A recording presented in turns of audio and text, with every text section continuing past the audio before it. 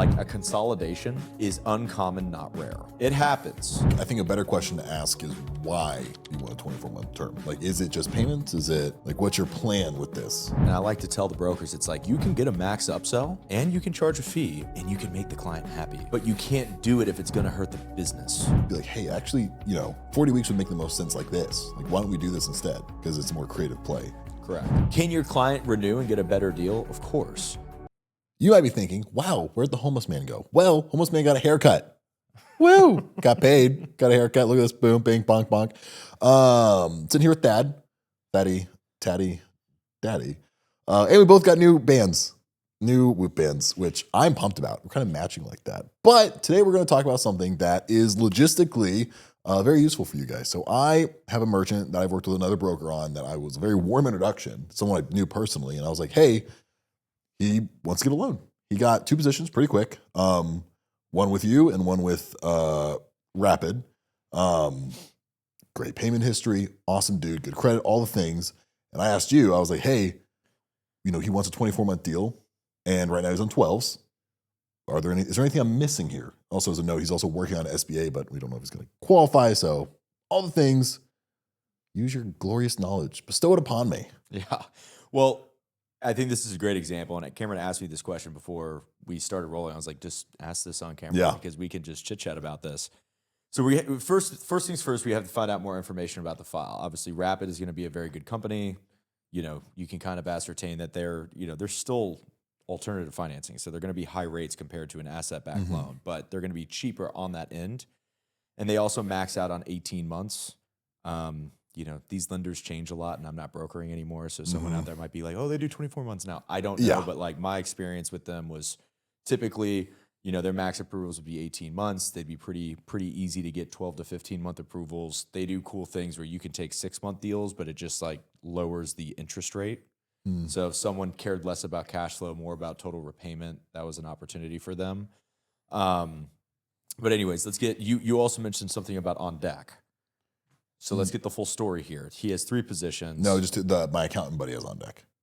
Oh, different conversation. Yeah, different guy. Okay. So this guy came in as a referral. We, through Bluegrass Lending, brokered him to Rapid. And then we, after that, gave him another deal with Lionheart. Yep. So term with Rapid was 12 months. Yep. Do you remember the rate? It was the first deal I ever funded. Remember when you called me, you're like, hey, you got something done. I was like, oh, look at this. This is cool. I think it was like 145 total funding, and I think payback was like 170 something. Okay. Ish. I don't remember exactly. Like I said, the other broker did the work. I literally was just like, hey, it's my buddy. Take care of him. Yeah, no problem. Do you remember what the term was for Lionheart? I think it was 40 weeks or 38 weeks. Doubtful it was 40. I think it was one of your longest terms. He means it's a great file. Yeah, that's fine. But typically our first time funds are going to cap at 36 weeks. We will extend to 42, but that's just our buy box. So you might have gotten like a 36 week. I'd be pretty surprised if you went past that, but this is also just another example that we have, portfolio managers that run this stuff for us. But we typically like cap at 36 week on a first time fund unless we have a history with the client in some way, shape, or form, which we technically did with the Rapid deal. So we knew something about the file. Well, basically put, this individual is calling Cameron and he is asking for what's the age-old question of, can I get these 2 shorter term positions lumped into a 24-month deal, which is what anyone who's watching this podcast that is in the alternative financing space is always trying to get. It's like, can I refi into a longer term? It's the best case scenario for any merchant. It gets them out of the bind. It lowers their payment. They get capital on top. And so what I'd like to tell the brokers that we work with is like a consolidation is uncommon, not rare. Okay. So it happens. You will be able to buy out positions. And the reason why people want to buy out positions is because they want to take over the file. So I'll buy out positions as Lionheart because I want to get these other guys out of there. So the client is only mine. Now I have more wiggle room to be able to control what's taking place with the file. I have more eyes on what's taking place. Because when you have 3 or 4 positions that are in there, you just never know what conversations that this person's having with other brokers. You never know if the funder's reaching out to them directly. And more importantly, it can put your money at risk because sometimes these merchants can be told stories that don't necessarily align with their best interests. And definitely don't align with my best interests. So that's why we feel like, being able to have both sides of the coin there is really impactful. So not only can we give in-house money as to where we control the approval, we can make it extremely fast. Whatever we say is going to happen actually happens. I think that's really powerful within a broker transaction. But then we also have the brokerage side, and we're not limited to cash advance there. We have asset-backed lending that can scale anywhere from equipment financing, invoice factoring, term loan products. We also have SBA products, and we have 2 separate individuals that are handling these types of things. So, they're building their own departments, and so we're really getting a lot of traction there. So this individual is in queue for an SBA. Yep. That's going to be the best way to refinance out of merchant cash advance debt. The issue with SBAs is that they'll only refinance up to a certain dollar amount in cash advance, so they're putting a lot of different sanctions on that. Now, you can get around this by not filing UCCs or getting UCCs removed, which for an in-house company like myself, we're easy to get to that to happen, right? If we know the story, we can remove UCCs, hopefully put your client in a position where they can get that loan. And then, because the SBA just cares that they have first rights to collect, hopefully we build a relationship with the client where they either pay us down or pay us off. With the Rapid situation, they might not be as friendly, right? Because they're a really big company and that's their protocol. Yeah. So, and this is also something that you can consider as to why it's a lot easier to renew a client rather than take a client that already has a couple positions and get them a new deal. Because that new deal is typically going to be a lower dollar amount, a shorter term, and a more expensive rate. Yep. So you kind of lose in 3 different ends.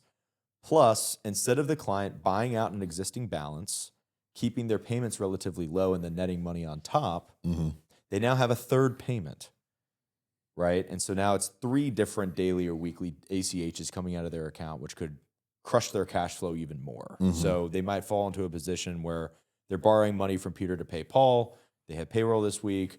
Their payments are kind of stacking up. They take another position so they can cover payroll, but then 2 weeks from now when their next payroll cycle hits, you have even more payments, right? So this is where becoming a financial advisor for your clients is really important, and managing their expectations is really important. If your borrower history is to take a 12-month deal with Rapid and then a 9-month deal with me, the odds that you're going to get a 24-month deal is pretty slim, because the odds are for that person that's giving them that 24-month deal, they're going to wake up maybe 1 month, maybe 3 months, maybe 6 months, maybe 12 months, but with another deal that stacked them. So it's going to go, let's us be that knight in shining armor and refinance you into a 24-month deal. But in reality, you're most likely going to go take another 12-month deal within some period of time while that 24-month deal is still active. Yeah. So can your client renew and get a better deal? Of course. You can still go back to Rapid, and even if the deal is not 50 or 65 or 70% paid in, or whatever their refinance period is, you can ask them to do an add-on or a refinance, and you might be able to get them from 12 to 15 months. But now you have to understand that they took a position behind Rapid, so that's going to make things a little bit difficult for them to renew as well. Again, it's not impossible if the file's strong enough and it made sense from an economic standpoint for them to do what they did. Like, there's always that opportunity for review. I'm just showing you it's uncommon that they're going to be refinancing them into a longer term when they got stacked or someone hopped them in their position. Yeah. The easiest thing would be to come to someone like myself who came in most recently and have us refinance our deal and give them an extra couple weeks, right? But we're not going to go from 36 weeks to 24 months. Yeah. Okay, so this is where the asset-backed lending stuff comes into play. So your client is obviously going to do what's best for him right now. He's probably at the point where he doesn't need money today. He's just kind of like trying to play the game of chess with his finances, which is great because that gives him the longest runway to be able to make decisions without having like a cash flow crunch to where he might make a poor decision because he needs the money now. So this is where you get him with our ABL department and you get him with our SBA department to see what we can do to start and chisel away at that debt to ensure that we can put them in a longer term position. But if they don't qualify for some of these things because you need assets to do this stuff, well, then you have to just make sure that they're being disciplined with their borrowing and they wait for those renewal periods, because deals will get better if they wait for renewals.